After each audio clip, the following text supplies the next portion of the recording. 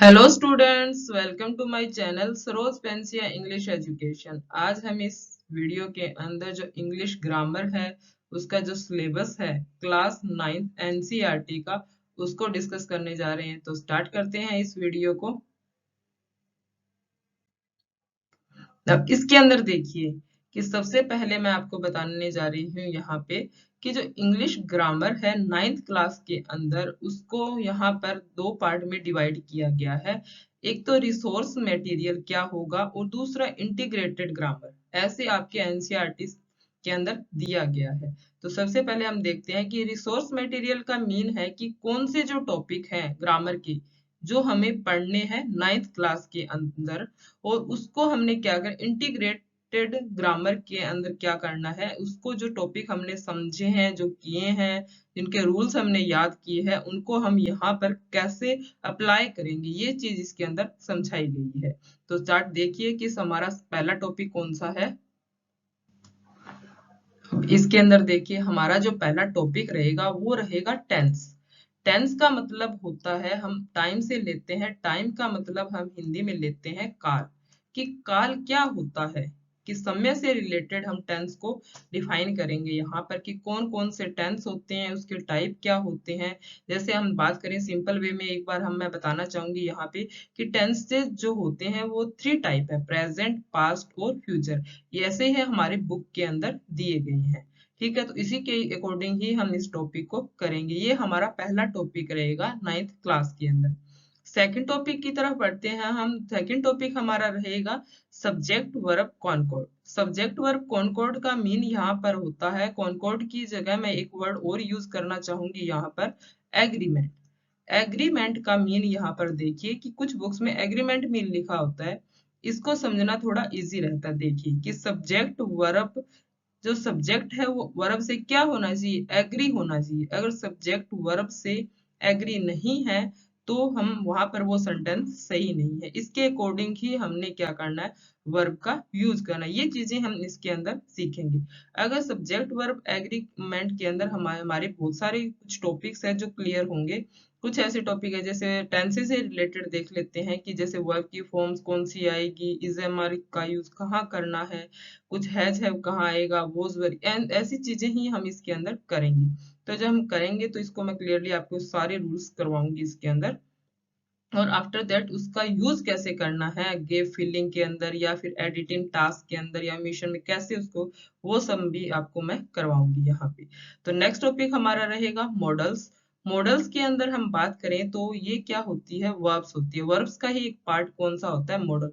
दूसरा ये देखिए यहाँ पर एक होती है हेल्पिंग वर्ब, दूसरी होती है एक्सिलरी वर्ब। के अंदर ही क्या है, ये पार्ट है हेल्पिंग वर्ब के और मॉडल एक्सिलरी वर्ब के। तो हम मॉडल ऑक्सिलरी वर्ब की बात करें तो 13 होती है। ये मॉडल ऑक्सिलरी वर्ब कितनी है, 13 है। 13 के अंदर मैं बताना चाहूंगी यहाँ, जैसे may, might, can, could, shall, should, will, would, ये सारी क्या है, जैसे इसके अंदर ओ टू आ गया, यूज टू है, नीड टू है, डेयर टू, ये सारी चीजें क्या है, ये सारे क्या है, ये मॉडल्स ही हैं। इनका यूज करना हम सीखेंगे कि कैसे इसका यूज करना है और कहाँ पर इसको अप्लाई करना है सेंटेंस के अंदर, कौन सा सही आंसर होगा हमारा, ये चीजें हम इसके अंदर करेंगे। नेक्स्ट टॉपिक हमारा रहेगा एक्टिव एंड पैसिव वॉइस कौन क्या है। एक्टिव एंड पैसिव टॉपिक हमारा क्या करना है, हम यहाँ पर करेंगे। और नेक्स्ट टॉपिक हमारा रहेगा डायरेक्ट एंड इनडायरेक्ट स्पीच। अब इन दो टॉपिक को मैं आपको सबसे पहले टेंस करवाने के बाद में ही करवाऊंगी। और एक बार देखिए, मैं करूँ या कोई भी करे तो सबसे पहले मेरी तो यही सजेशन रहता है कि सबसे पहले आपको टेंस आना चाहिए। टेंस अगर आपको अच्छी तरह आता है तो आपको एक्टिव एंड पैसिव और डायरेक्ट एंड इनडायरेक्ट ये जो टॉपिक है इसको करना बहुत ज्यादा इजी रहेगा आपके लिए। क्योंकि जो टेंस के जो रूल्स होते हैं, इट मीन कि ये जो है आपके प्रेजेंट में कौन सी रूल, सॉरी, हेल्पिंग वर्ब का यूज होता है, पास्ट में कौन सा होता है, इन चीजों का अगर आपको पता है तो इनके अंदर अप्लाई करना उन रूल्स को बहुत ज्यादा मतलब इजी हो जाएगा आपके लिए, क्योंकि इसी पे ही बेस्ड है ये दोनों टॉपिक। और साथ में अगर सेंटेंस जो होता है, सेंटेंस वाक्य जिसको कहते हैं, उसके जो टाइप्स है अगर वो आपको अच्छी तरह आते हैं तो ये भी इसके अंदर बहुत आपको काम आने वाला है यहाँ पर वो टॉपिक भी। तो इसीलिए इनसे पहले टेंसेस के पहले सेंटेंस को आपको पता होना चाहिए, उसके बाद में टेंस का पूरी तरह नॉलेज होना चाहिए, उनके रूल्स का डायरेक्ट याद होना चाहिए, इट मीन की टिप्स पे होना चाहिए। ये तभी आपको ये मतलब इजी लगेंगे ये दोनों टॉपिक। तो नेक्स्ट चलते हैं, नेक्स्ट टॉपिक आपका रहेगा क्लोजेस। इसके अंदर देखिए कि 3 टाइप के क्लोज होते हैं कि नाउन, नाउन क्लोज, एडजेक्टिव और एडवर्ब क्लोज। ये तीनों ही आपके टॉप यहाँ पर क्लास 9th के अंदर दिए गए हैं, वो हम करेंगे डिटेल से। और होते क्या है, एक बार देखिए क्लोज एक सेंटेंस का ही पार्ट होता है, ठीक है। तो ये चीज यहाँ पर आप डिटेल से जब करेंगे तो इसको समझेंगे कि हाँ होती क्या है।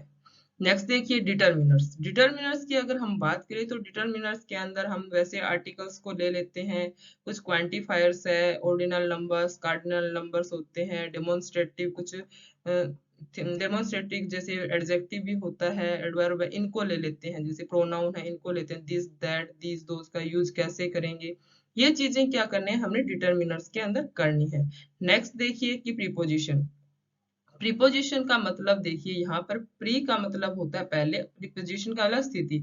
तो इसके अंदर पोजीशन होती है, स्थिति होती है पहले की, किसकी, नाउन की।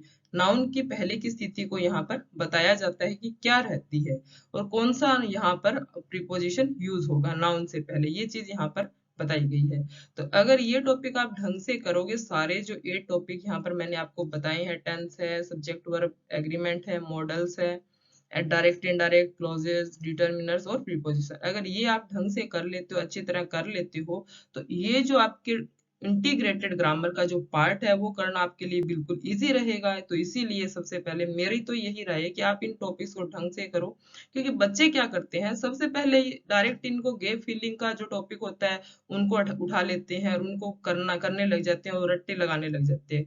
तो मैं इस चीज को नहीं मानती, सबसे पहले आपको ये टॉपिक आने चाहिए अगर आप 9th क्लास के अंदर है, और सेम ही टॉपिक क्या है आपके 10th क्लास के अंदर, एक दो टॉपिक हो सकते हैं चेंज, बट सारे टॉपिक्स यही रहेंगे। और 10th के अंदर आपके सीबीएसई मतलब बोर्ड के एग्जाम होते हैं, अगर 9th के अंदर आप अच्छी तरह कवर कर लेते हो इन टॉपिक्स तो 10th में आपके लिए इजी रहता है इन चीजों का करना, और ये आपको प्रैक्टिस हो जाती है। सेम ही थिंग है 9th और 10th के अंदर।